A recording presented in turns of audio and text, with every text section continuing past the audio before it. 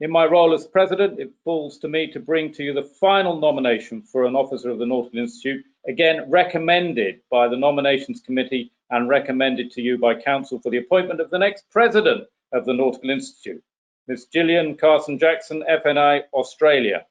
And again, if we could have the electronic hands and the real hands.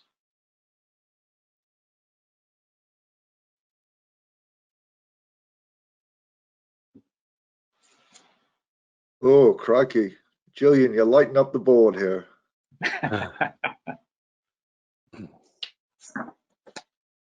Absolutely clear majority, Mr. President. Congratulations. Well, Jillian, congratulations. And I'm delighted to be handing over the President Medallion to the incoming President of the Nautical Institute, Ms. Jillian Carson-Jackson. Here we are, Jillian.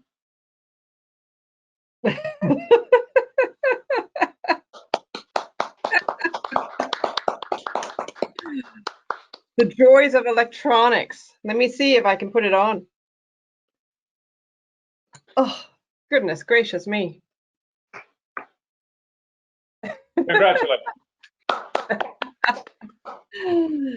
Thank you very much. Thank you. Wow. Yes, now this is all a bit surreal, isn't it? Not only taking on the presidency, but also this AGM in the midst of a global pandemic.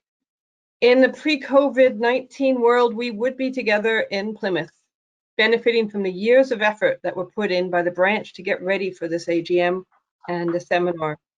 Paul and I actually met with George and his wife in February in Melbourne and made all these wonderful plans for what was going to be an amazing trip to the UK. My sister was coming with me, and then COVID came. So I know the work that goes into planning these events, not only from the branch, but also from headquarters. So thank you very much. Thank you all. While we can't be together in person, we can still be together. Now, those of you who know me and have seen me speak before, you know that I usually have some sort of interaction. So stand by. I will ask for your participation a little bit later. I'd like to congratulate those who will be receiving their fellowships and to honor those who are taking on the responsibilities of the various positions in the Institute. I also want to recognize the work of the amazing Captain Nash. So thank you very much, Nick, for all the work that you've done in the past 2 years. I take on this position of president, knowing the dedication and the professionalism of all the presidents that have gone before me. And that includes the mentorship that they've provided with me. One of the greatest exciting things that I have is I'm going to be working with André Le Goubin, and I'm really looking forward to having him as senior vice president. And Nick, you aren't actually off the hook because you are immediate past president, so you're part of that presidential team. While I had expected to journey to the UK for this event, I find I am journeying to my living room to log in. Even if it isn't a journey that I was planning on taking, I think it's still a really important journey as part of my ongoing journey in maritime. And it's actually a journey that I almost didn't make. So for those of you who are old enough, can you remember the 80s? What do you remember the most? I remember the hair, I remember the music, and I remember the high-waisted jeans. Strange things, aren't they? Well, I was in high school and I was going through all of those tests that they give you before you find out what you're going to do with the rest of your life. Absolutely no pressure, eh? The guidance counselors were pushing teaching, science, music as possible suitable careers. No one, not one, ever mentioned maritime. When I said how much I love being on the water, spending my summers on an island in Georgian Bay, messing about in boats, they said marine scientist. I only heard about the Canadian Coast Guard by accident. A friend of mine said that someone from the Coast Guard College was going to be in Toronto the next day. So on a warm autumn day, I skipped school, took the GO train from Oakville to Toronto to meet a recruiting officer from the Coast Guard College, a larger-than-life, very gentle man, full of really bad Irish jokes by the name of Terry McCluskey. He not only told me of the program, but he also guided me through the paperwork process to apply, because there was no internet back then. When I went back to the guidance counselor with some of the paper Terry had given me, the paperwork, the guidance counselors had never heard of the Canadian Coast Guard College, the Collège de la Garde Côtière. Well, that application was one of half a dozen or so that I sent in that year. And when I was accepted as an officer cadet at the Canadian Coast Guard College, my career in maritime began. It turns out that my journey to Toronto to meet Terry was going to be the first of many. Who would have thought that that short train trip would result in over 30 years in this incredible industry, and the start of journeys to many amazing places across Canada and around the globe. I never thought that by missing an English class in high school, my journey would bring me to today, when I accept this honor, responsibility as a president of the Nautical Institute. Yet, here I am. When I entered this industry in the 1980s, I wasn't aware that I was one of a handful of women in an otherwise very diverse industry. I only knew that it was going to be an amazing and exciting career. While females continue to represent just 2%, I'll say that again, 2% of seafarers, we are seeing an increase in presence of women in all areas of the industry.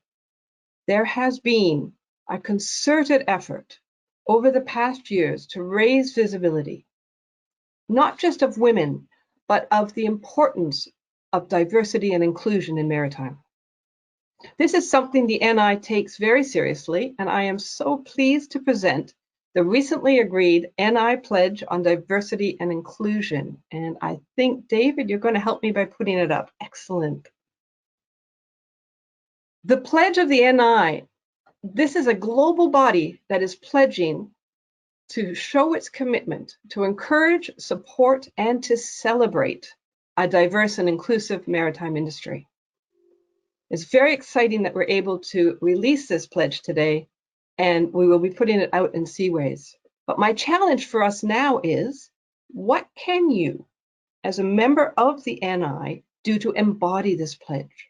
What actions can you take to put these words and to demonstrate these words? So I think you've all had a chance to read that pledge. And I do thank the executive board and John and everyone at the NI for all their work to get us to this point where we have this NI pledge on diversity and inclusion. Thanks, David. I know it has been said many times before, but it is so true. This institute is made up of members. The members are the institute. And as members of this institute, we gain so much through active engagement with our local branches. Branches provide the focus to engage with other maritime professionals, to think global but act local, to gather ideas, to share experiences, and develop best practice that will influence this industry from the institute and beyond. It was through the amazing mentors that I have in my local branch, the Southeast Australia branch, that I came to realize the energy and strength of the NI as a representative body for maritime professionals. My NI branch is my professional family. They are my sounding board. They are my reality check. I can sometimes have some pretty strange ideas. While there are too many to name, I want to thank you all, and you know who you are. This role of president would be so much more difficult if I didn't know that my branch, that you guys have my back. So this is where you get to participate. I did warn you. David has a poll he's just stuck up there. How do you engage with your branch? So it will take a few minutes. You take a look at that. Are you active in branch activities? Do you attend electronic events? Are you on the branch executive? Do you not really engage with your branch at all? Or are you just not sure? So you can click more than one. So tick a few. How are we doing, David? We're doing well. We're up to 45% of the public, but they're still coming in. Okay. We've got 60% of the vote. Still Let's coming let in. David 70% of the vote. Okay, I'll just give it 2 more seconds and then I'll close it and share it. I think it's very interesting. Right, I'm closing it. What do we see? Sharing it. Oh, that's fantastic. Well, I'm glad to see that there is such a large majority that are really active in the branch activities. And those that aren't sure how to engage with your branch, maybe that's something that I can work on over the coming years. If you don't know how to, or if you aren't able to. And we have a lot of branch executives on as well. I think we have most of the branch executive from Southeast Australia, actually. So through our membership as individuals and through our branch work, we have the opportunity to have our voices heard locally, regionally, and at the international level. This includes all of our ongoing work at the International Association of Marine Aids to Navigation and Lighthouse Authorities, IALA, as well as the International Maritime Organization, the IMO. The NI truly is the voice of the maritime professional for the world. The branch network is supported by NI Headquarters Secretariat, but run by the dedicated members, all of those volunteers who make everything work. Over the next 2 years, I look forward to engaging with the branches. This will likely look a lot different than previous years in this COVID-19 environment, but I find the limitations of lockdown open the door for innovative solutions. The challenge that we face on this part of our journey is how can we empower and engage with the branches?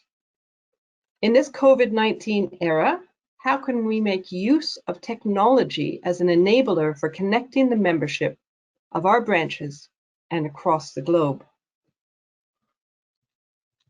While technology is playing a major role in the COVID-19 response, the maritime industry, technology is nothing new.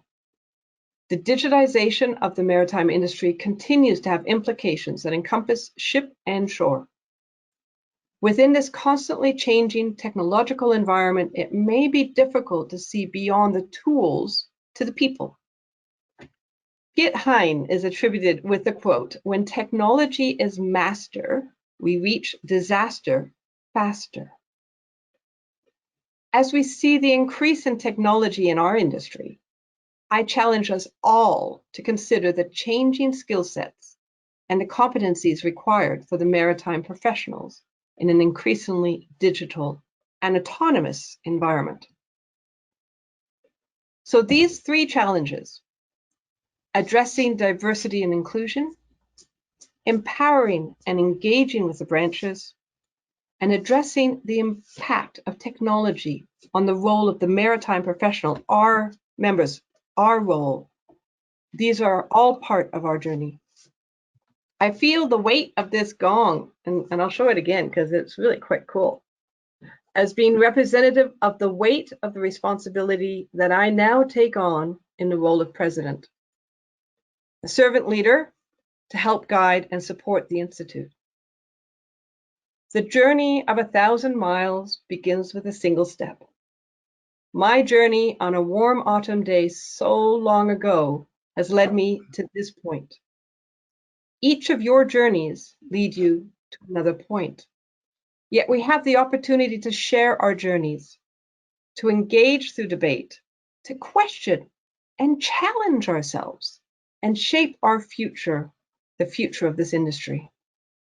As one of many maritime professionals around the globe, I look forward to serving you, the members of the Nautical Institute, as we take on these challenges together.